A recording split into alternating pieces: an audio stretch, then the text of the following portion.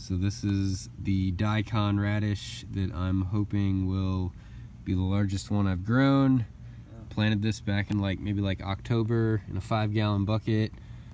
Mixture of potting mix, some cow manure, a little bit of mushroom compost. Didn't give it any fertilizer. Didn't want to overfeed it with fertilizer, too much nitrogen. You can get a lot of leaf production on a radish, but I'm looking for more of that large radish root. Weather this winter's been kind of weird. In order to get a really large radish root, you generally want to have very cold temperatures in the winter to encourage that root to put sugar, put on size. If you get warm weather, that always encourages leaf production in a radish. Cooler weather encourages root production. You generally would like temperatures to steadily decline in the fall and just have a nice slow drop in temperature over the course of the winter. That's how you get your largest radishes. Unfortunately, this winter we've had quite a few days where it just weirdly spiked to 70 or 80 degrees in the middle of winter. It's not good for trying to grow radishes in those types of conditions. They don't want to put on large roots, they just want to make more leaves.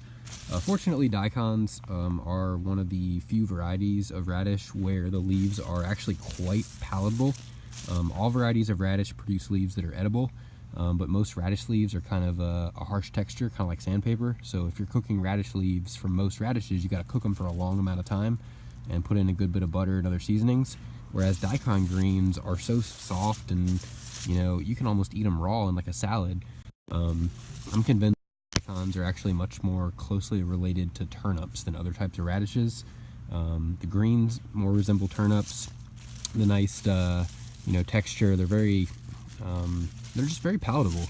I cook them down with a little bit of butter, just kind of steam them with a little bit of butter and water, and they're delicious. So I like daikon greens. So even though I'm in a warm climate and daikons don't necessarily do great here because our winters are too warm, I'm gonna grow them every year because the greens are good and they're also prolific.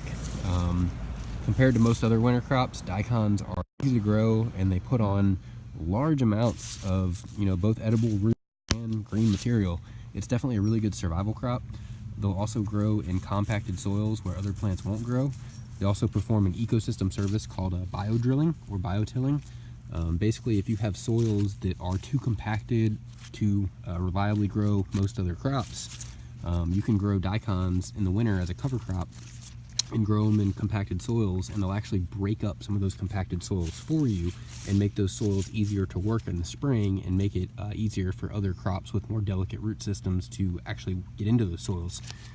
For example, I've got clay here, and if I wanted to do spinach in the ground, it would be very difficult because spinach is very finicky, doesn't like to germinate well, it has delicate roots that aren't going to grow through clay very well. But if I planted a bunch of daikons in the winter and had those daikons bust up some of that clay soil in the winter and then just let them break down or till them under, then I could plant something like spinach, and the spinach might do a little bit better because the daikons have already prepared the soil for the spinach. So that's an ecosystem service called biodrilling or biotilling. Anyway, daikons are a great crop. Definitely recommend them from a survival perspective. And now we're gonna pull this one. Oh! It's Man, look at the size of that.